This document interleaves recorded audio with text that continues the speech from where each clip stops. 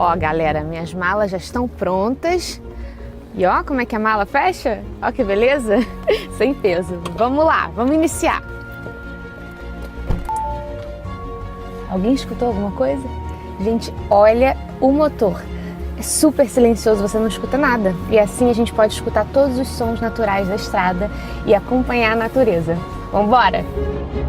Eu tô amando dirigir o e-tron. E aqui na Alemanha a experiência fica ainda mais incrível. Vamos comigo, gente? Olha, me disseram que essa estrada é linda. E hoje a gente vai visitar o castelo Neuschwanstein, que foi construído para o rei Ludwig II no século 17 e recebe cerca de 5.000 turistas diariamente. Uma curiosidade muito linda é que o castelo inspirou o grande clássico Cinderela. Olha que mágico!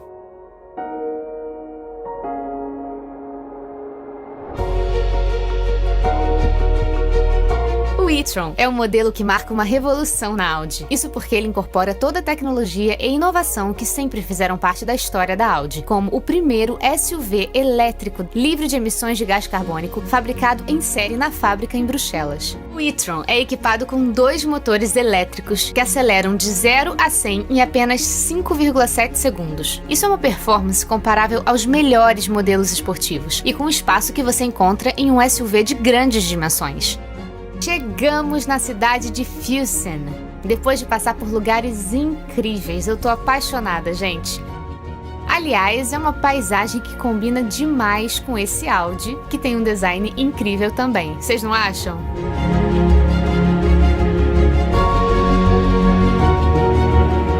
Eu espero que vocês tenham gostado, tanto quanto eu amei estar aqui e poder levar um pouquinho para vocês do futuro com o Audi e-tron. Ele vem para o Brasil logo logo e a gente se vê em breve. Beijos!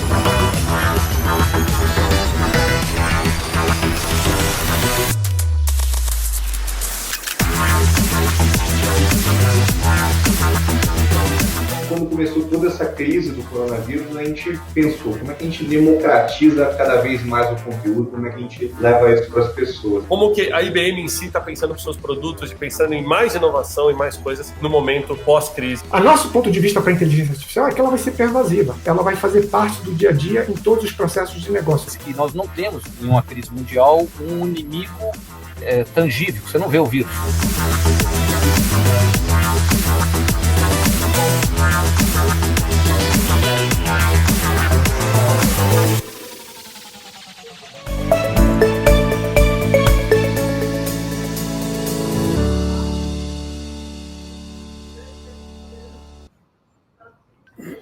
Olá a todos, sejam bem-vindos a mais uma super transmissão no LinkedIn ao vivo. Hoje é segunda-feira, 11h30 da manhã. Sou o Thiago Alves, CEO da Regos no Brasil, e hoje eu tenho o prazer de receber o querido Diego Barreto, CFO e Chief Strategy Officer do iFood no Brasil, para falar para a gente um pouquinho do futuro do mercado de delivery e de alimentação. Diego, seja bem-vindo à nossa transmissão ao vivo de hoje. Fala, Thiago, obrigado, valeu, vamos bater um papo. Muito bom, pessoal. Antes da gente começar aqui com o Diegão, que foi um dos mercados mais solicitados aqui, Diego, para vir para a nossa live, né? Acho que o pessoal está com bastante vontade de saber como tem sido o crescimento desse mercado durante a pandemia. Deixa eu começar fazendo o nosso dever de casa aqui. Pessoal, vocês podem participar, né, mandando a sua pergunta e também comentando, né, para a gente de onde você está assistindo, por favor, a cidade, o bairro, né, o país, se alguém estiver assistindo de outro país. Lembra de marcar os amigos aqui com @ nos comentários, né, para a gente chamar mais pessoas. Então, se alguém que está envolvido aí no mercado digital, por favor, traz para a gente aqui, ele também marcando com o @.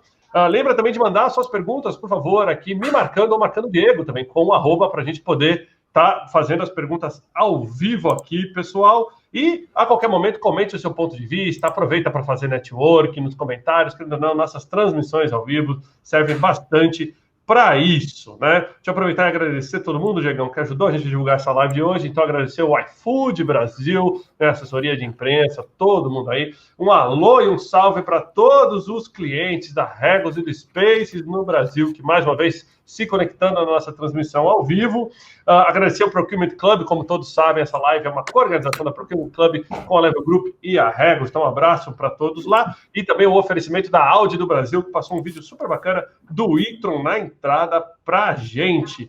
Então, Diegão, tendo feito toda... Opa, só mais um anúncio aqui, pessoal, perdão. Lembrando a todos que essa live é traduzida para Libras, posteriormente, colocada legendas, e a gente sobe ela no YouTube da Regos Brasil, tá, pessoal? Então, não de volta aqui no LinkedIn, lá no YouTube da Regos Brasil. Então, conhece aquele amigo que precisa assistir aí, que tem deficiência auditiva, precisa assistir com acessibilidade, vai ver lá no YouTube da Regos Brasil, para trazer também inclusão para o mundo de negócios.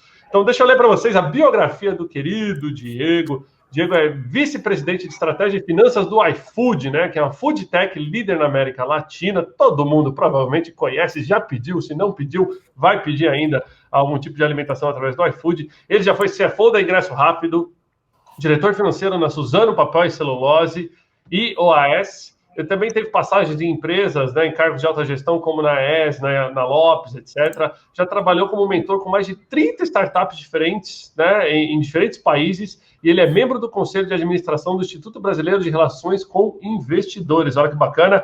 Professor na Casa do Saber, também já foi professor na FGV e na FIA da USP, né? Já publicou livros que ele vai contar um pouquinho mais para a gente. Formado em Direito pela PUC, especialista em Finanças pela FIPECAF da USP e mestrado em Estratégia e Liderança pelo IMD na Suíça. Diego, seja bem-vindo à nossa transmissão ao vivo. Queria começar pedindo a sua análise do panorama atual, contar um pouquinho para o pessoal aí como foi na perspectiva do iFood, o pré-pandemia, durante a pandemia, como tem sido o crescimento de vocês e desse mercado como um todo, e a gente começa a partir daí. Legal. Tiago, acho que começando de uma forma mais ampla, a gente precisa reconhecer que o mercado brasileiro é um mercado muito pouco digital ainda, né? As empresas, de forma geral, se comportam ou se intitulam empresas inovadoras, de tecnologia e etc., mas na prática, o que a gente vê na maioria das empresas são empresas usuárias de tecnologia, o que é diferente de ser uma empresa de tecnologia, ou seja, empresas que desenvolvem um mindset muito ligado à inovação, a teste, a falha, a erro, empresas que têm capacidade de produzir proprietariamente ferramentas, plataformas, processos que implicam em uma vantagem competitiva na sequência e etc. Por que eu estou começando por aí? Estou começando por aí para poder narrar um pouco o como foi difícil para muita gente fazer o processo de transição antes do coronavírus para esse momento de coronavírus. A gente observou muito nesse processo, tanto na pessoa física quanto na pessoa jurídica, uma dificuldade muito grande, né? As empresas, por não terem um mindset muito claro de digitalização, esse processo ele foi doloroso. Para nós aqui, é evidente que ele teve uma série de desafios, mas ele foi relativamente tranquilo dentro da empresa, né? Ou seja, a gente já tem uma cultura que já mostra uma flexibilidade, que tem ferramentas que estimulam a flexibilidade, etc. Mas a gente viu muita gente no nosso entorno sofrendo com esse processo. E um dos maiores sofrimentos está ligado exatamente a essa questão da alimentação, né? Olha que loucura. A gente fala do iFood, que é uma das maiores empresas do mundo, provavelmente a terceira maior empresa do mundo em delivery em um único país, só perde para 2 empresas chinesas, mas ao mesmo tempo a gente tem um processo completamente analógico de alimentação durante o nosso horário de trabalho. Então essa foi a grande mudança que o iFood viveu. Ou seja, a gente de um belo dia, de um dia para o outro, a gente viu pessoas na física que já eram usuários desse processo digitalizado de compras, continuarem, enfim, a viver essa vida, mas a gente viu por parte desse mesmo CPF, na jurídica, tendo muita dificuldade, né? Então, eu diria que a grande mudança que a gente viveu e que a gente sofreu um impacto positivo aqui foi em ver as empresas começando esse processo de digitalização. né? Pensa que a gente ainda vive um mundo, ou vivia, majoritariamente um mundo que a gente precisava ter um cartão na mão para poder fazer uma compra.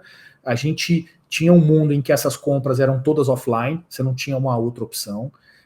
A gente tinha um mundo em que você ficava extremamente preso a restaurantes que aceitavam no mundo offline só num determinado momento, em determinados dias da semana, o teu vale-refeição, por exemplo, entre outras coisas. A digitalização trouxe para as empresas a capacidade, a flexibilidade de levar tudo isso para o mundo digital. Isso tem sido a grande revolução que a gente tem encontrado aqui.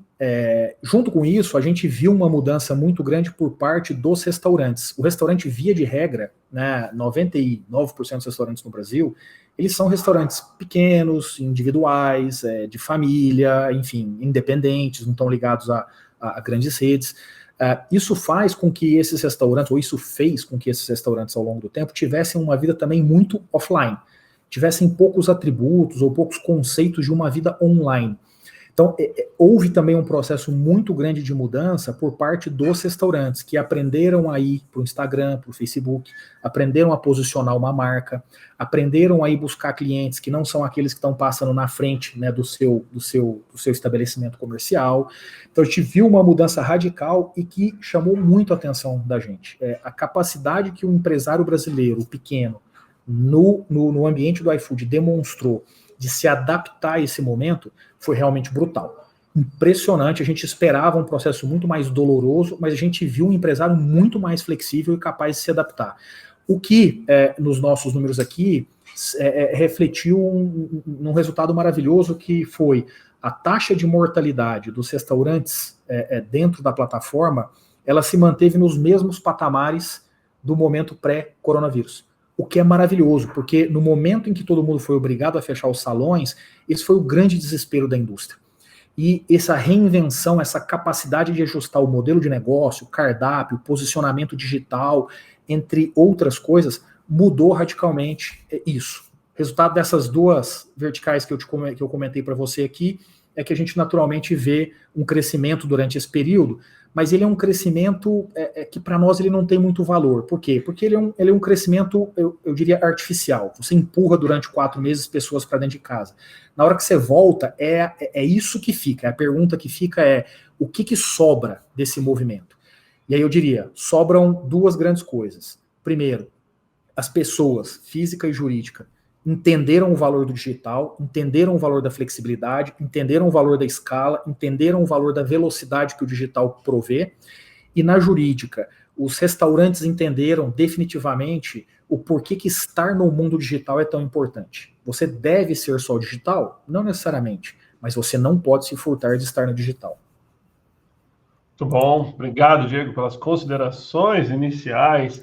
O iFood que sempre salva aqui o nosso pessoal que assiste as lives de 11h30 na hora do almoço, né? Então, com certeza, é um grande parceiro aqui das nossas lives no LinkedIn. O pessoal já começou a mandar algumas perguntas, Diego, se me permite, acho que tem tudo a ver com a pauta que a gente combinou.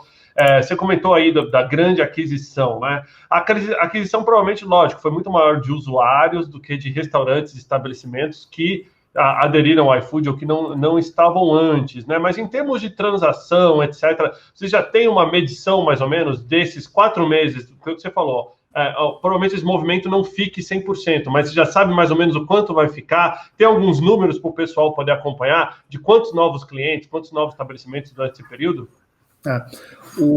Thiago, em relação aos estabelecimentos, a nossa perspectiva é que 99% dos novos entrantes fiquem. Por quê? Porque os resultados foram muito bons, claramente. Então é de se esperar que eles digam, poxa, por que eu vou abrir mão dessa fonte de receita digital? A gente entrou nessa pandemia na casa aí dos seus 120 mil restaurantes e a gente está nesse momento na casa dos seus 200 mil restaurantes. Né? Quem que são esses 80 mil? Esses 80 mil são basicamente boa parte de restaurantes do interior que nesse processo descobriram o mundo digital. E uma outra parte são restaurantes que olhavam para o mundo digital e diziam, isso não faz parte do meu modelo de negócio, não faz parte da minha proposta de valor. Vou dar 2 exemplos aqui. Modelo de negócios, pega uma churrascaria rodízio.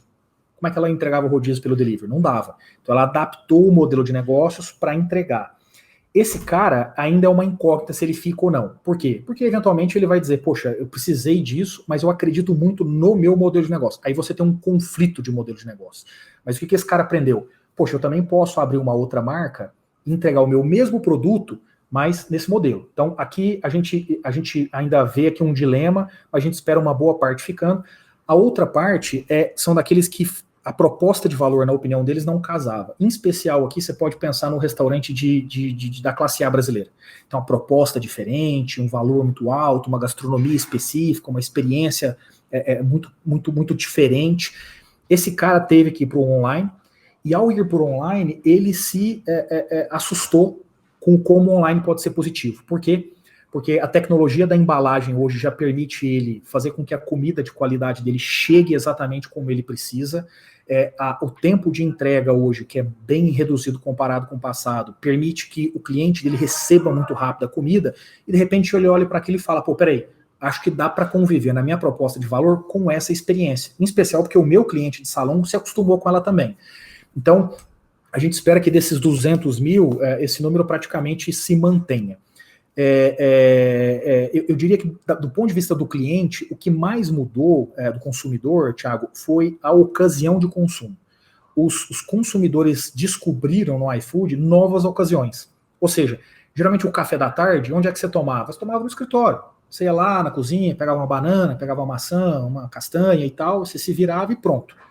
Em casa, você, durante esses últimos 4 meses, provavelmente entrou no app, pediu uma tapioca, ou pediu a sua própria castanha para poder chegar e etc.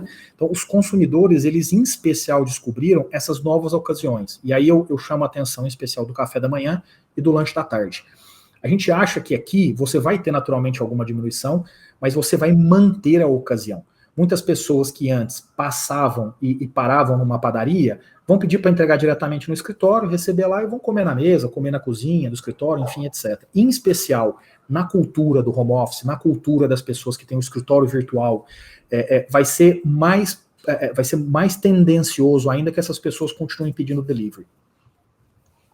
Muito bom. Obrigado, Diego, mais uma vez pela explanação. Olha, muitas pessoas também já lembrando a gente aqui que houve essa mudança de hábito de consumo. Eu fiz recentemente uma live aqui, Diego, com o Stélio Tolda, né, que é o presidente do Mercado Livre para o Brasil, e ele comentou bastante isso. Além dessa aquisição monstruosa de usuários durante esse período de pandemia, também houve uma mudança drástica de consumo nas coisas que as pessoas compravam por delivery e que agora elas passam a comprar, né? E aí, explorando um pouquinho mais essa questão de novos hábitos de consumo, você acredita que isso fica para frente também, né? Quando as coisas tendem a voltar ao normal, com uma vacina, ou uma coisa nesse sentido, as pessoas vão rever o digital também para esse consumo fora do horário, ou para aquilo que elas não pediam. Por exemplo, vou te dar um exemplo, a gente pediu um bolo de aniversário pelo iFood, coisa que a gente nunca tinha feito. A gente sempre ia numa padaria ou numa loja de doce comprar e de repente descobriu que o iFood entregava. Você acha que isso se mantém também? Se mantém, Thiago, por uma questão simples. O comportamento do consumidor global, e naturalmente você tem escalas diferentes por causa de cultura e de uma série de outras questões, ele tende para isso. Ele tende para 3 coisas. Ambientes em que você tem mais transparência de preço, ambientes em que você controla mais a comodidade, que você controla mais a experiência, e ambientes em que dão para você uma eficiência enorme de tempo. Então, vamos pegar a pessoa que descobriu essa experiência que você mencionou versus o que ela tinha antes. Antes ela falava, vou pedir um bolo. A primeira pergunta é, onde vende bolo? Né? Aí ela falava, eu conheço 2 perto da minha casa. Aí ela eventualmente passava lá ou dava uma ligadinha. Quando ela faz isso no iFood hoje, ela encontra 40 opções. Então ela tem transparência de preço. Porque, eventualmente, você não quer um bolo caro, você só quer um bolo para literalmente celebrar ali, né? Ou, eventualmente, você quer um bolo caro. Eventualmente, você quer bolos que tenham características, por exemplo, que não tenha açúcar ou que não tenha outra coisa. Então, quando você vai para o segundo pilar, que é a comodidade, você começa a enxergar coisas que, às vezes, é difícil no teu mundo real, porque você não conhece, exceto você jogar no Google, começar a procurar, entrar em cada site, etc. Então, falamos aqui de transparência de preço e falamos aqui de comodidade. Quando você soma essas 2 coisas e vai para a terceira, que é você poder, por exemplo, pedir o bolo e ver efetivamente a moto vindo para poder entregar, você fala, poxa, eu sei exatamente que hora vai chegar. pô, vai ser um aniversário surpresa, eu sei que é daqui a 15 minutos que eu posso pensar nisso. Quando você vai para o ambiente tradicional, você fica esperando ali a pessoa, será que ela chega, será que não chega, onde ela está, se liga uma vez, liga duas vezes, o telefone não atende. Então, quando você soma esses 3 atributos, é muito difícil imaginar que alguém abra mão disso para voltar para a experiência tradicional. Todo mundo vai fazer isso? Não, mas é um caminho sem volta. É uma constante que ela é linear por um tempo, exponencial por outro. E a gente acredita nesse momento que a gente está no exponencial. Muito bom. E houve alguma mudança de customer experience durante esse período na plataforma? Vocês tiveram que trazer alguma tecnologia nova, alguma coisa no fluxo de avaliação, por exemplo, com esse volume absurdo, né, de crescimento que você comentou? E também algumas perguntas já nesse sentido, para os restaurantes, a metodologia de avaliação durante a pandemia foi alterada, uma vez que todo o processo de entrega, né, com portas fechadas e tudo mais, foi alterado, e queria que você comentasse um pouquinho nesse sentido também. Claro, houve muita mudança, sim, Thiago. A primeira delas, eu diria o seguinte, eu pegaria 2 tipos de mudanças aqui. Primeiro são aquelas que você cria do zero, efetivamente, e a segunda são aquelas mudanças em que, na prática, elas já existiam, mas as pessoas não estavam se dedicando, ou não tinham conhecimento, ou não tinham ainda se acostumado com ela. Então, a primeira mudança aqui, primeiro bloco, a gente pode falar, por exemplo, das melhorias de produto. Exemplo, você tem nesse momento um processo em que as pessoas pedem muito mais transparência de informações e de comunicação para poder evitar o contágio. Então, a gente rapidamente mudou o processo na ponta do entregador, na ponta do consumidor, na ponta do restaurante, para que isso ficasse mais claro, mais evidente. Então, título de exemplo, quando você faz um pedido hoje, você tem lá a opção deixar na porta de casa, deixar na porta do condomínio, não ter contato, ter contato. Então, a gente criou isso para dar essa visibilidade maior. O segundo exemplo aqui que a gente fez, a gente se aproveitou de um momento tão difícil e com pessoas que são sensíveis a esse momento e criou opções de doações para que a gente pudesse também pegar o consumidor e dizer, cara, vamos além, vamos ajudar aqui pessoas em situações de dificuldade, ONGs que são extremamente conhecidas e respeitadas e sérias para a gente colaborar mais. Então a gente também criou ferramentas nesse sentido. Isso pode parecer algo simples, mas não é. Isso é exatamente o momento em que a empresa mostra ter empatia com o que está acontecendo. Quando você vai para o que já existia, mas as pessoas usavam menos, você tem, acho que a grande revolução que a gente teve aqui foi o nosso chat. A gente tem uma espécie de um WhatsApp, né? Quando vocês pedem no iFood, vocês devem ver lá o chat com o entregador, o chat com o restaurante, e na ponta do restaurante do entregador também existe um chat entre os dois. Isso foi a grande revolução. Por quê? Porque as pessoas aprenderam a se comunicar. Então, pensa naquele ponto inicial que eu falei dos restaurantes se digitalizando. O que um restaurante fazia há 6 meses atrás? Ele mal usava esse chat. O que ele faz hoje? Ele entra no chat, fala, oi Thiago, tudo bem? Puta, tô fazendo a tua comida, tô fazendo da forma certa, fica tranquilo, se precisar de qualquer coisa, me acessa aqui. Então, os restaurantes começaram a ter uma preocupação muito maior em falar efetivamente com o cliente. No caso da relação do entregador, por exemplo, com o consumidor, isso também ficou muito forte. Então, muita gente, por exemplo, casas que são grupo de risco, né, um marido, uma mulher mais velhos, que tem alguma comorbidade ou coisa do tipo, eles basicamente escreviam para os entregadores, né, falavam, olha, eu tenho uma preocupação muito grande, na hora que você chegar, pode ficar tranquilo, deixa aí no meu portão, que na sequência eu abro. E não entendo isso mal, é porque eu tenho aqui um problema de saúde, eu não posso me expor de forma alguma. Então, o chat foi a grande revolução na comunicação. Ao longo de todo esse período, Thiago, o nosso NPS na relação com os pilares, ele melhora. Por quê? Porque as pessoas, quando são, entre aspas, obrigadas a usar mais a tecnologia, automaticamente elas ganham muito comodidade e a percepção melhora muito. Então, isso foi muito positivo. Em relação aos restaurantes, a gente se preocupou de novo, 99% dos restaurantes no Brasil, eles são simples. Eles não têm aqui a chance que eu tenho, que você, Thiago, tem de estar num grande centro e receber muitas informações e poder transformar isso num conteúdo bacana e levar para frente. Então, isso que você está fazendo aqui agora, quando a gente tem a chance de bater papo, nada mais do que o seu poder em conectar pessoas, pegar o conhecimento delas e jogar para a rede. A gente fez essa mesma coisa. A gente pegou 30 dias depois do começo da pandemia e selecionou diversos especialistas, naturalmente grande parte deles fora do iFood, porque tocam em pontos que o iFood nem tem expertise, para poder falar sobre como mudar o seu negócio de restaurantes por causa da pandemia.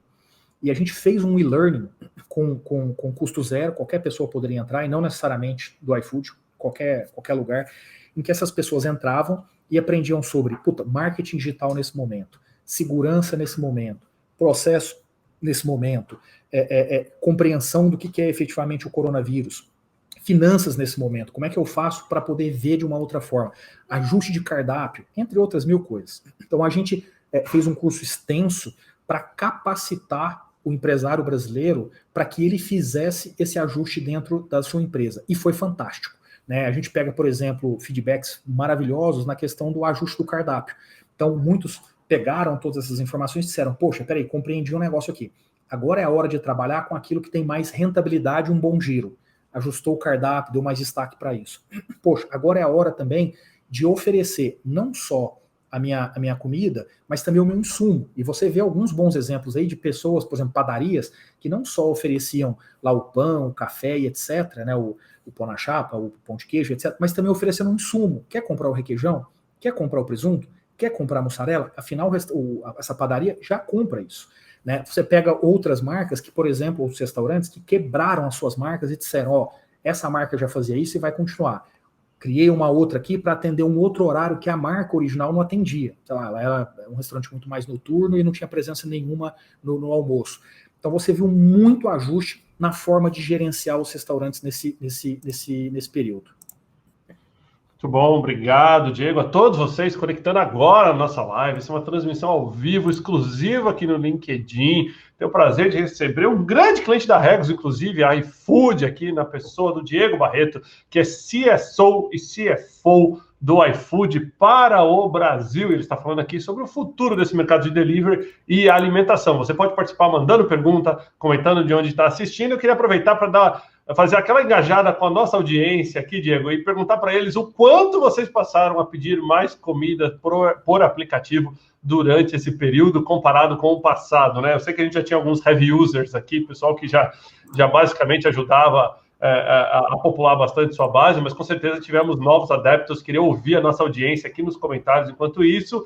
E aí, Diego, trazer para você algumas perguntas bacanas aqui, uma pergunta do Augusto sobre inovação, né? O iFood trouxe aqueles iFood Box, né? Aquelas caixas de entrega nos prédios. Você acha que isso é uma tendência daqui para frente para os residenciais também, além dos corporativos? Thiago, já era um produto com uma grande aceitação pela comodidade, né? Afinal, estava alguém sentado aí na Regos, no meio de um call, a comida do cara chegava, ele falava, puta, é agora. Vou lá no entregador, ou continuo meu call aqui e deixo o cara irritado, eventualmente o cara vai embora, porque o cara vai ficar lá, meia hora esperando, não faz o mínimo sentido. Então, do ponto de vista de comodidade, ele já era ele tinha uma recepção muito alta. Agora, deixa de ser só uma questão de comodidade, e passa a ser de segurança também, né? Afinal, você consegue zerar o contato completamente e dar um fluxo muito mais organizado. Como é que as pessoas antes faziam? Elas todas desciam na hora do almoço. Agora, com o iFood Box, você consegue, sob a ótica da segurança das pessoas, você consegue dispersar no tempo e você evita, portanto, a aglomeração.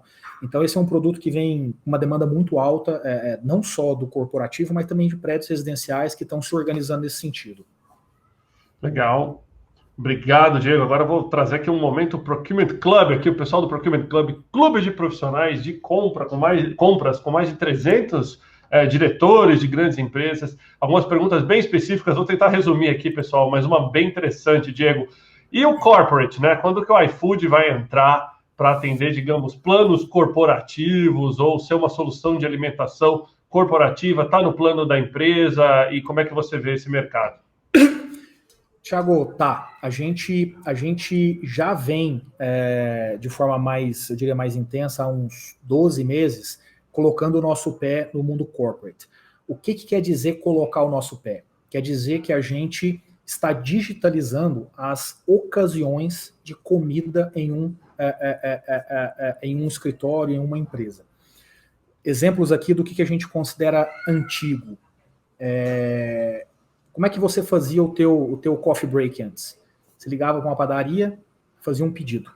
De novo, aquela mesma experiência. Você não sabe que horas o cara chega, não sabe se a quantidade não deu, você não consegue pedir rápido para poder simplesmente repor, você não tem a variedade, porque você conhece uma ou duas padarias.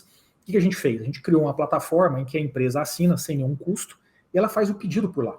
Né? Então, tem um coffee break daqui 40 minutos, surgiu do nada. Ela entra lá, tem todo o hall de padarias que ela quer, ela pode pedir mais de uma, pode pedir diferentes coisas, e ela faz o pedido.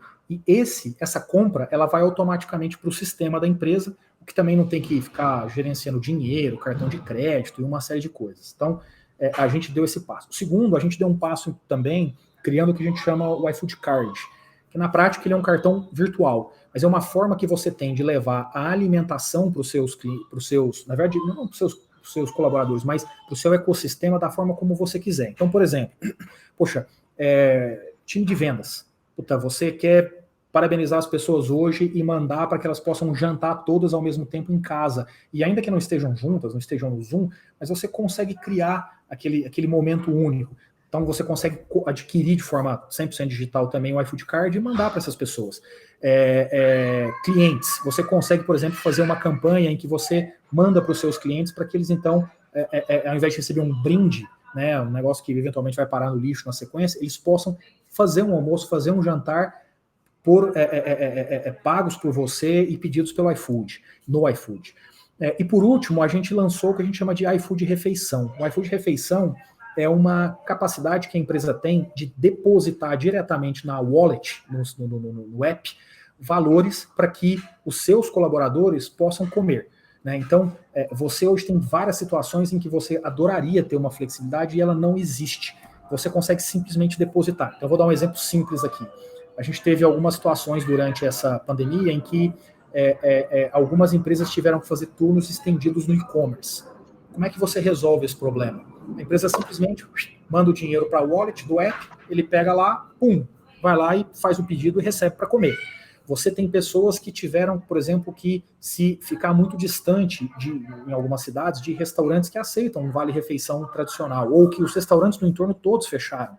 Então, o que você faz? Você deposita isso. Então, você cria uma série de mecanismos para permitir à empresa, em todas as suas ocasiões que envolvem refeição, dentro, fora, de colaboradores e de clientes, para a empresa conseguir se organizar e prover alimentação.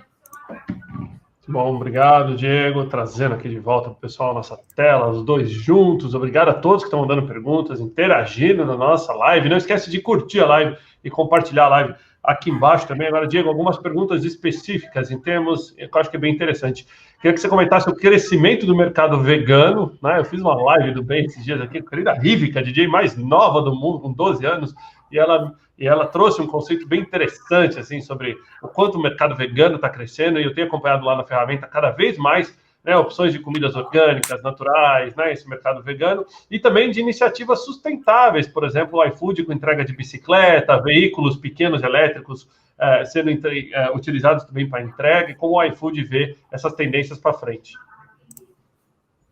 Tiago, assim como a gente comentou há pouco que o e-commerce, o processo de digitalização da jornada de compra é um caminho sem volta, esses tópicos são caminhos sem volta.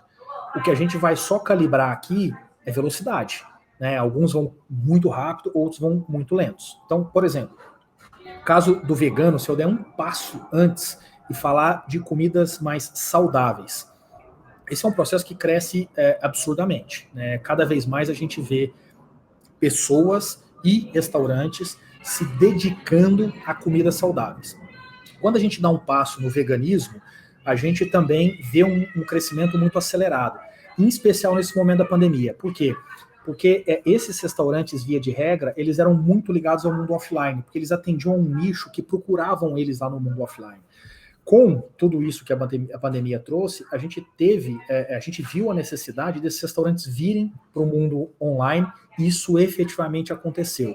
A oferta melhorou bastante, e como consequência, isso é a beleza da plataforma, cada vez mais pessoas vão tendo acesso e eventualmente entram, mesmo que não sejam veganos na origem, mas entram, olham e falam, poxa, peraí, independente de ser uma discussão de veganismo ou não, essa comida é boa, essa comida é saudável. Pô, deixa eu dar uma olhada. E aí começa um processo de aumento. Então, a gente sim verifica essa tendência. Em relação às entregas com bikes elétricas, etc., essa é uma discussão que também ela é sem volta, mas ela é uma discussão que ela é complexa. Né? Por que ela é complexa? Porque existe uma necessidade de mudança de toda a infraestrutura que existe nas cidades, né, no Brasil. Então você não consegue simplesmente colocar uma bike elétrica, uma moto elétrica, um carro elétrico de um dia para o outro, se você não tiver uma infraestrutura que permita isso acontecer. As bikes são mais fáceis, por isso elas começaram, mas o processo de expansão dela ainda é muito ligado às grandes cidades. Por quê? Porque são as prefeituras, são as empresas que têm efetivamente capacidade de bancar projetos de readequação da infraestrutura urbana.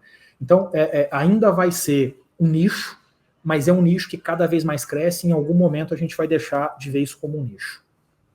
Muito bom, obrigado, Diego. Mais algumas perguntas aqui da nossa plateia, bacana. O iFood divulgou várias ações sociais durante a pandemia, tanto de apoio para o entregador, quanto de apoio para o restaurante, facilitando o cadastro, facilitando a triagem. Você comentou um pouquinho antes, mas se quiser entrar um pouquinho mais no detalhe, deve-se manter essas ações? Teve um aprendizado com base delas? Se você quiser comentar um pouquinho mais do que foi feito para o pessoal conhecer, é bacana. Claro, cara, a gente aprendeu demais, né? A gente aprendeu, assim, o que a gente está vivendo aqui é um momento diferente, é um comportamento diferente das pessoas, e como consequência, você passa a ter exposto a situações, sentimentos, visões muito diferentes do que tinha antes. Então, a resposta é sim, a gente aprendeu e mudou muito. Eu diria que a primeira grande mudança é que a gente... Dê só um minuto aqui, Thiago, por favor. Claro. Tranquilo. Transmissão ao vivo é assim mesmo. Exatamente, eu não tenho vergonha nenhuma. Vem a criança, vem o cachorro, vem o papagaio, vem o entregador do iFood lá. Exatamente, então faz parte, mas a minha filhinha aqui, acho que ela bateu ali, mas já tá de pé. Se precisar socorrer ela, fica à vontade. Não, já tá aqui, criança, né, cara? Limpa a mão e segue. Então, cara, assim, primeiro assim, a gente assumiu uma responsabilidade muito grande de ser o provedor de equipamentos de segurança, né, a máscara e o álcool gel para os entregadores. Alguém vai falar assim, cara, mas tem que fazer isso mesmo. Então, mas para pensar quantas empresas assumiram essa responsabilidade com as pessoas. Você vai contar, ou quantos setores. Você vai contar nos dedos quem efetivamente fez isso, assumir essa responsabilidade. A gente entregou aqui, Thiago, nesse período, mais de 1 milhão de itens, entre gel e máscaras. Assim, você vai contar nos dedos de uma mão quantas empresas fizeram isso no continente inteiro, né? Então, assim, acho que esse é um primeiro ponto, esse lado de reagir muito rápido, a empatia, né, a olhar e falar, cara, puta, é isso que eu preciso fazer. Então, esse foi um primeiro ponto. Segundo, a gente aprendeu muito sobre saúde pública, né? Esse era um tema que ele não existia para nós. Então a gente teve que mergulhar nisso, e isso permitiu a gente melhorar muito o conteúdo que é enviado para os entregadores, a forma, para que a gente pudesse efetivamente mudar o comportamento dos entregadores em relação a uma série de questões, não só do coronavírus, mas outras coisas que envolvem saúde, né? Terceiro, a gente se preocupou muito também em compreender quem era o entregador. A gente já compreendia o entregador sob uma ótica socioeconômica, mas ele não necessariamente entrava em alguns pontos, como, por exemplo, saúde.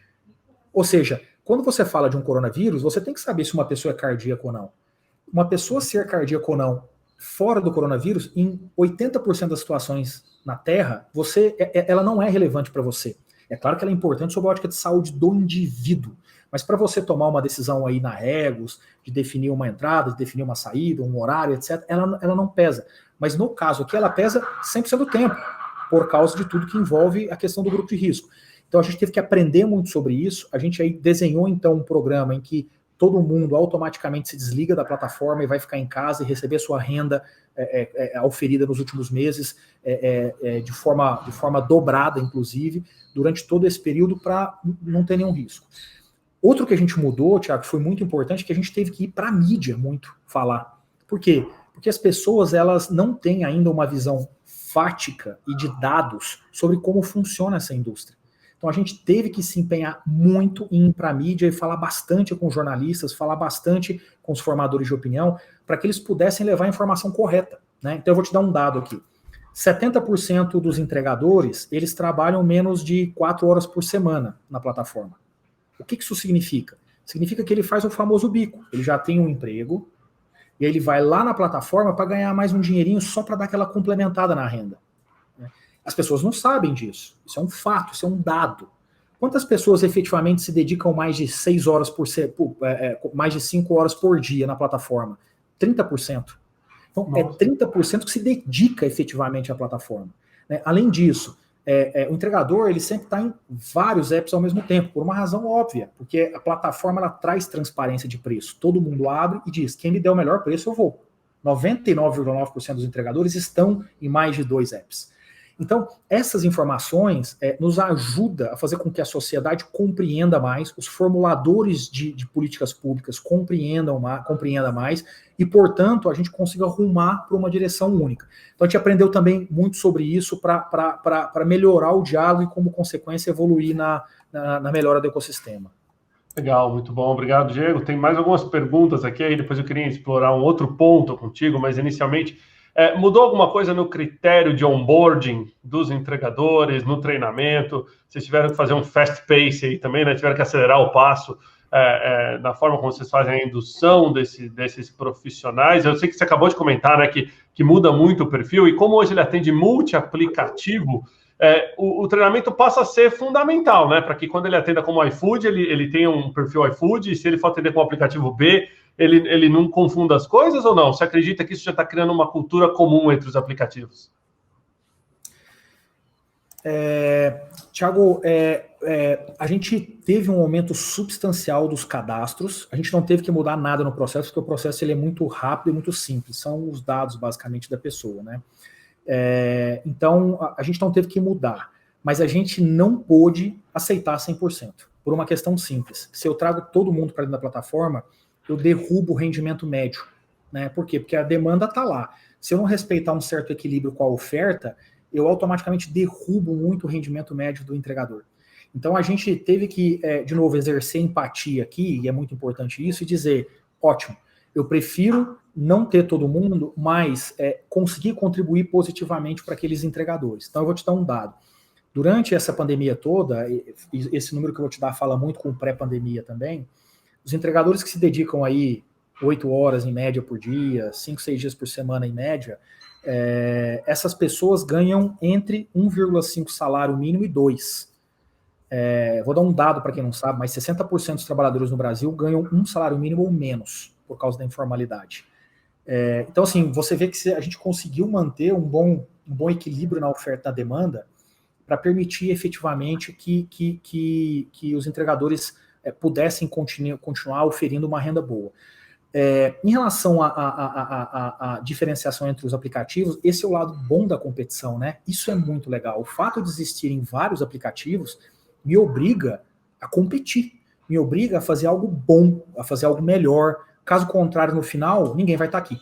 Ou vai estar menos, ou vão estar as pessoas que não tiveram oportunidade em outro lugar, né? Então, o que eu quero efetivamente é competir. A gente mede isso pelo NPS, né? A gente tem um NPS que é substancialmente maior do que qualquer outro concorrente pelo entregador, não só de comida, né? Mas tem várias outras plataformas que não entregam só comida, mas que também se utilizam do trabalho do entregador. Então, é assim que a gente vê com bons olhos a competição e nos obriga a ter que trabalhar fortemente para todo dia aumentar o NPS junto ao entregador.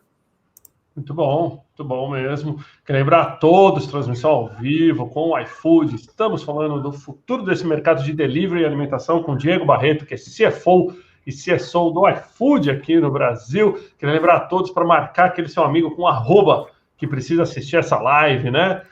E vai experienciar bastante desse bate-papo. Agora, eu queria explorar com o Diego algo que talvez pouca gente conheça, né? O iFood é muito conhecido, só que ele pertence a um grupo muito maior, né? Que é a Movile, que tem empresas como a Play Kids, né? Quem é pai, com certeza deve conhecer, né? Pai ou mãe vai conhecer, a Wave, a própria Simpla de eventos. Queria que você falasse um pouquinho mais do tamanho do grupo e das empresas do grupo para todo mundo.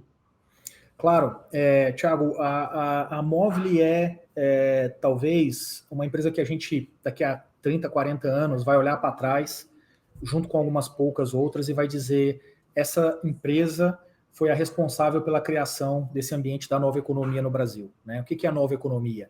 É essa completa aplicação de tecnologia, de negócios escaláveis, com modelo de gestão ágil, que respeita a diversidade, que implica em fazer coisas que a sua ideia permite e não o capital, ou o contato político, ou a família que você veio permite. Isso é muito legal, né? Então, a Movile é uma empresa que basicamente está ligado a esses conceitos. E ao longo do tempo, ela, baseado na capacidade de atrair muita gente capaz e de gerar muita ideia, e de testar muita ideia, de buscar muita colaboração, ela se firmou como a principal empresa de plataforma da América Latina, né? A Movile, ela tem uma relação direta com o desenvolvimento das principais empresas hoje do ecossistema. Então, a título de exemplo aqui, o Play Kids, para quem não conhece, para quem não é pai, é uma das maiores plataformas de streaming de conteúdo educativo para crianças no mundo. Né? Incrível, brasileira, criada aqui, desenvolvida aqui. A Simpla é uma das maiores empresas de ticket, né, digital do mundo, né? Tirando aqui as chinesas e uma americana, é uma das principais empresas do mundo, né? Assim, um negócio brutal, um negócio 100% Brasil, 100% molecada, botando ideia na mesa, testando, fazendo um monte de coisa que não existe, um negócio maravilhoso, né? Você pega aqui também a Zup, que é uma empresa que provavelmente tem a maior taxa de crescimento entre as fintechs de todo o Brasil. Também, de novo, uma molecada lá do Rio de Janeiro, super esperta, um crescimento brutal, ideias fantásticas, ultra conectadas com o que tem de novo, com o que está chegando no Brasil. E é exatamente isso que é a Movile, cara. É um ecossistema que dá muita independência para quem está lá no nível da empresa, né, para quem está tocando o negócio, mas aporta muitas boas práticas para que a gente consiga manter essa lógica de nova economia e de escala muito rápido. A gente, aqui no iFood é um apaixonado pela Movile e respeita muito o que eles criaram ao longo do tempo e o que eles aportam aqui. Muito bom, muito obrigado, Diego, deixa eu trazer de volta aqui. Isso, obrigado pela explicação. Cheguei à conclusão que eu sou um grande sócio da Movile, agora para a quantidade de empresas que eu me identifiquei ali, entendeu? Essa Play Kids, já deixei algumas assinaturas ali, iFood, mas depois a gente conversa, o bom de ter esse canal aberto com o CFO, entendeu? Mas, pessoal, obrigado a todos que estão conectados aí na nossa live, né? Super esclarecedora a todos os temas que o Diego trouxe para a gente até agora. Eu acho que a última pergunta aqui, antes da gente fazer algumas considerações finais, Diego, seria assim, mudou um pouco a estratégia para crescimento em locais que o iFood talvez não estava, cidades do interior, muito pequenas, periferia, ou não, né? Essa pandemia também acelerou nesses locais. Veja, o iFood ele já era uma empresa muito dispersa geograficamente, né? A gente, antes da pandemia, já estava próximo das 1.000 cidades, hoje a gente está em 1.100 cidades. Então, a pandemia, ela não acelera a dispersão geográfica, mas ela acelera a cobertura. Então, dentro de uma mesma cidade, a gente aumentou muito a cobertura do iFood. O iFood nasceu há 10 anos atrás como uma empresa que né, mas era natural que a classe A fosse a principal consumidora, porque o ticket médio era mais alto. A gente, ao longo do tempo, migrou, conseguiu reduzir bastante o custo de se operar o delivery no Brasil e fomos para a classe B, e hoje a gente está num processo muito forte e rápido de entrada na classe C. Então a gente cada vez mais está longe do centro expandido das cidades e está cada vez mais próximo das periferias das cidades. Muito bom. Obrigado, Diego, por mais esse comentário, mandar um salve para todo mundo aqui que está na nossa live, perguntando se a live vai ficar gravada. Sim, gente, as lives ficam disponíveis, conteúdo ad eternum que criamos aqui no LinkedIn, você vai poder assistir de novo desde o começo, lembrar a todos de participar dos comentários, comentar de onde está assistindo, mandar pergunta, interagir, bastante gente aqui mandando perguntas aqui. Eu acho que uma última específica, assim, o pessoal do Metro Rio está aqui, né, com 200 mil clientes, que talvez pedido aí para depois conhecer um pouquinho mais do detalhe dessa abordagem de parceiros de negócios de vocês. Rodrigo Lombardi na nossa live também, um abraço para o Rodrigão, ator da Globo aqui, que sempre participa. Tenho certeza que o Rodrigo deve ser grande cliente de vocês também, porque o Rodrigo come bastante, gente. Ele é fake, ele é ator e tal, mas aquilo é tudo só nas telas, viu? Ele no bastidor come bastante também. Que isso, um abração para o Rodrigo. Agora, Diegão, Conta um pouco pra gente, assim, do Diego Barreto, quais são os hobbies, né? O que você faz? Conta um pouquinho da sua carreira. O pessoal gosta bastante aqui de saber a carreira do executivo também. Eu comentei no começo que você publicou 2 livros. Conta pra gente um pouquinho mais. Claro. Cara, eu sou um típico cara do interior. Eu vim de Uberaba, Minas Gerais, de família de classe média, de pessoas que tiveram que trabalhar pra caceta. Meu pai montou a sua empresa e até hoje luta diariamente lá como um empreendedor. Conseguiu formar os 3 filhos, somos a primeira geração de pessoas formadas efetivamente na família.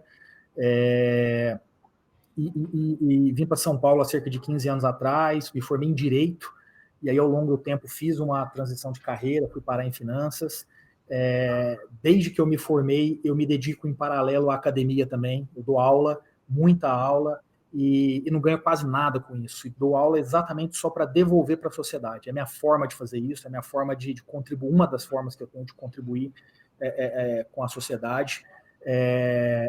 Uso muito também desse expediente, né, de dar aula para pensar bastante, para refletir, para criar coisas na cabeça. Na física, cara, eu sou um cara casado com uma mulher maravilhosa, linda, fantástica, super bem sucedida, e sucesso cada um tem a sua métrica. Para a métrica dela ela é bem sucedida, advogada, super reconhecida, eu sou fã dela. Tenho 2 filhos, né, tenho um de 7 anos e uma baixinha de 2 anos, e cada vez me dedico mais para eles, né, cada vez reflito mais sobre essa questão de conseguir. Eu sou muito transparente, Thiago, e eu não acredito nessas pessoas. Não é que não exista, mas eu não acredito nem nas pessoas. Deixa eu mudar a frase. Eu não acredito nessas frases, falar, você virou pai, você virou mãe, agora, puta, você só quer isso, é a melhor coisa do mundo. É a melhor coisa do mundo, mas é difícil você equilibrar as coisas. Então eu reconheço muito essa dificuldade. E ao reconhecer essa dificuldade, isso me faz pensar muito em como endereçar esse problema. Então cada dia, cada semana, e a Carol me ajuda muito nisso, eu mais me dedico com meus filhos, eu mais tenho atenção para eles, eu mais consigo participar deles.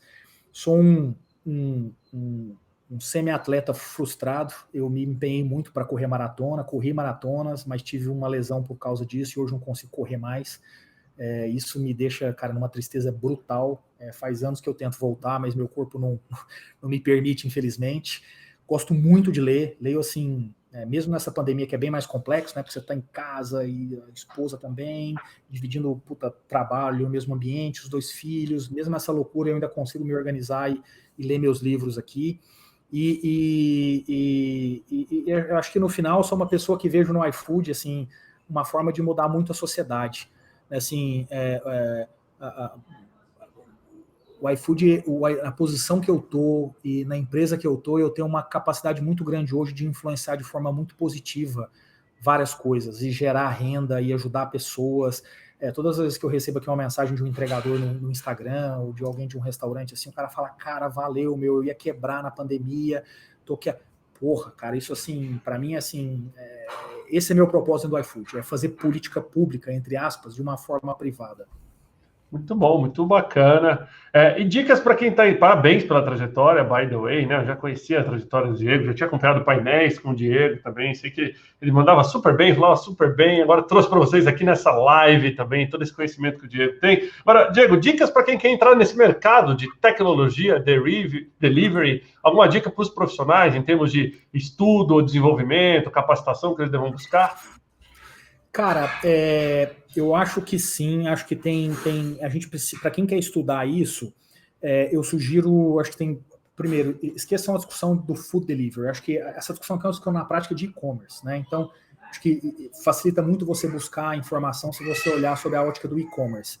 Eu diria que existe uma grande publicação que eu gosto, chamada The Information, que é uma publicação americana que é um jornal praticamente online, que publica muita coisa boa de muita empresa de tecnologia. É um ótimo lugar para você aprender muito o que tem sido feito e como tem sido feito. E não é uma publicação que fala, a empresa cresceu de 10 para 20. Não, ela se preocupa em dar informações práticas de dinâmicas internas de empresa, etc. Super legal. Eu sugiro muito a leitura. Aqui no Brasil a gente não tem livro sobre nova economia, né? Não se fala sobre essa economia, sobre demanda e etc. Mas no exterior tem livros interessantes sobre isso. Um livro que eu recomendo é um livro chamado Smart Business, que mostra toda a lógica de formatação do Alibaba, em especial calcado em inteligência artificial, muito interessante para se entender exatamente como se faz, como se estrutura modelo de negócio nesse sentido. E um livro que eu gosto bastante, que fala tanto da plataforma quanto da entrega, efetivamente, e-commerce em última instância, é o livro da Netflix, que foi publicado há cerca de uns 6, 8 meses atrás, pelo cofundador da Netflix. Maravilhosa história, mostra exatamente a necessidade da mudança de negócio, da testagem, sair de um lado para o outro, abandonar uma fórmula que é vencedora, mas que claramente as tendências dizem que ela não vai ficar de pé. Eu diria que são as 3 recomendações de leitura que eu faria.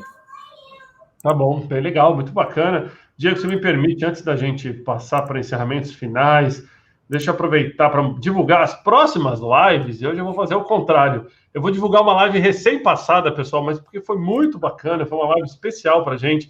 Eu recebi aqui na última quinta-feira o prefeito de São Paulo, Bruno Covas. A gente fez uma live sobre a retomada econômica de São Paulo. Se você não assistiu, assiste lá, tá fresca. Ele falou bastante de como vai voltar a economia na grande cidade, né? Setor por setor. Passou uma mensagem super bacana, né? Então foi super legal poder trazer esse conhecimento aqui para o LinkedIn, né? Trazer o prefeito da maior cidade da América Latina aqui para o LinkedIn. Amanhã eu recebo para uma live do bem, né? Às 11h30 da manhã, queridíssimo Flávio Padovan, ele que é presidente da Associação Cruz Verde. A gente vai falar do trabalho da Associação Cruz Verde, contar essa linda história, né, desse hospital, dessa associação como um todo, que cuida aí de crianças e jovens com paralisia cerebral. Tenho certeza que vocês vão se emocionar, não percam 11h30 da manhã. Na quinta-feira dessa semana, eu recebo o queridíssimo Antônio Lacerda, ele que é VP-geral da BASF para a América do Sul. A gente vai falar de mercado e possíveis consequências, né, do impacto da pandemia na visão de uma das maiores empresas do mundo, a BASF. Então, não percam também quinta-feira, 11h30 aqui com o Lacerda. E segunda-feira da semana que vem, mesmo horário que eu conversei com o Diegão aqui, eu recebo o Andrés, que é CEO da OLX Brasil. A gente vai falar do futuro do marketplace, super conectado com a conversa que eu tive com o querido Diego hoje. Então, Diego, como você pode ver, todas as grandes lives no mesmo nível que a sua, chegando aqui para trazer esse conhecimento enorme. Queria te agradecer de coração e pedir considerações finais. Eu já te marquei no enunciado da live aqui para o pessoal poder te seguir, e também aqui o iFood, né? Mas quem quiser encontrar o Diego, como pode encontrar? E considerações finais para todo mundo que estava na live aqui, Diego. Legal, cara, super obrigado. Eu diria que a gente passou aí 4 meses e talvez tenha mais 1, 2 pela frente, muito difíceis. Todo mundo vai sair machucado, sem dúvida, né? Muitas empresas, muitos negócios vão sair muito machucados. Mas o Brasil já passou por problemas duros também, né? Quem se lembra aí da hiperinflação lá no final dos anos 80, começo dos anos 90, quem se lembra da maxi desvalorização do real no final dos anos 2000, quem se lembra das recessões globais e brasileira também que a gente viveu em função lá do problema em 2008 no mercado financeiro americano, 2015 outra recessão aqui por causa de todos os impactos que a gente teve nas nossas políticas macro e microeconômicas. Enfim, a gente passou por isso, a gente está aqui, cara, a gente está aqui num país que está andando, está trazendo diversificação, está gerando emprego, aos trancos e barrancos está se reinventando. A gente não pode perder essa visão de futuro boa.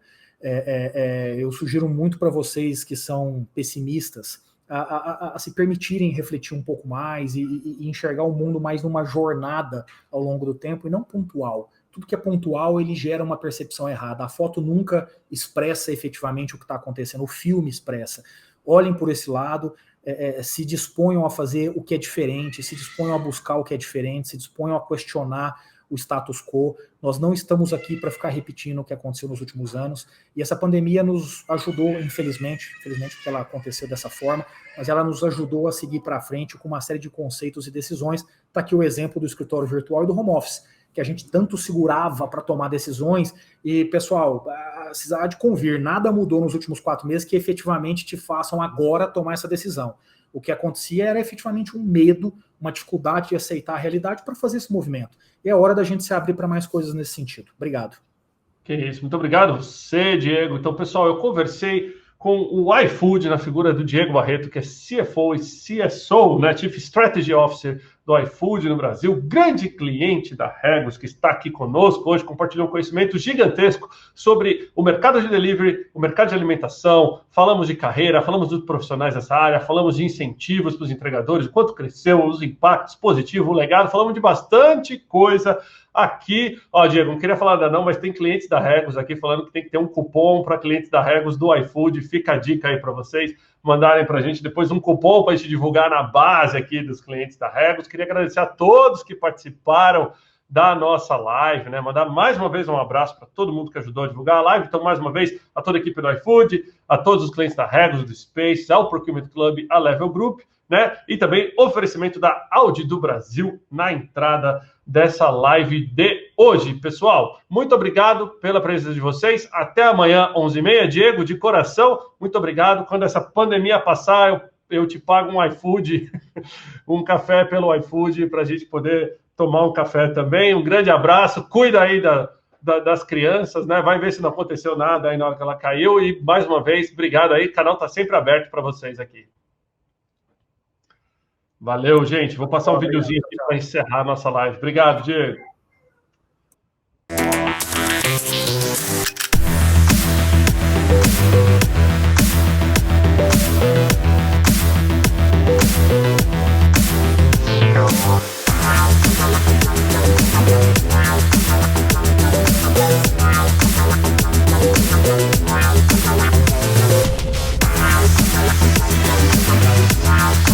Tecnologia, sobre inovação, transformação digital e abraçar o futuro com soluções inovadoras. Um momento para pensar sobre o futuro. Perspectivas para o ano e entender um pouquinho como é que o empresário de compras está vendo, quais são as dúvidas. Um evento em que você tem contato com novas ideias e ao mesmo tempo com pessoas que querem promover a mudança que a gente já está vivendo nos dias de hoje, principalmente na área de procurement.